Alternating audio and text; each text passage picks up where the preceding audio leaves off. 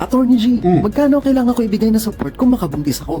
O ito, derechahang tanong ha. Ikaw ba ay isa sa mga magaling lang magdeposito o kaya tumanggap ng deposito? Pero pag nakabuo, bigla na lang kayo naglalaho? Tandaan nyo na lahat ng bata, legitimate man or illegitimate, ay entitled sa support mula sa kanilang mga magulang. Kasal man sila o hindi, o kaya kasal man sa iba, batiman o nag-aaway, lahat kinakailangan magbigay ng suporta. Article 194 of the Family Code clearly defines support as everything indispensable for sustenance, dwelling, clothing, medical attendance, education, and transportation in keeping with the financial capacity of the family. At tandaan natin, kahit legal age na sila, kung sila'y may kapansanan o kaya'y nag-aaral pa, entitled pa rin sila sa suporta. Kung magkano man ang halaga ng suporta, depende yan sa pangangailangan ng bata at sa kakayahan ng mga magulang. At kung pareho naman kayo nagtatrabaho, pwede niyong paghatian ito kahit prorata pa. At syempre, hindi pwedeng humingi ng suporta na lagpas sa kinikita. O kaya naman higit pa sa ibinibigay sa ibang anak niya. Ideally, dapat nadadaan sa matinong usapan ang issue ng pagbibigay ng suporta sa mga bata. Pero kung talagang hindi ito maiiwasan, pwede kayong magsampa ng action for support sa family court sa inyong bayan. Kung iyong seseryosohin ang iyong obligasyon, hindi biro ang gastusin sa pagpapalaki ng bata. Kaya nga sana, kung hindi pa tayo handa, matuto tayong magbasa o kaya naman kumonsulta. Napakarami ng birth control methods ngayon. Matuto tayong gumamit ito na angkop sa ating relihiyon at paniniwala. Jeanette!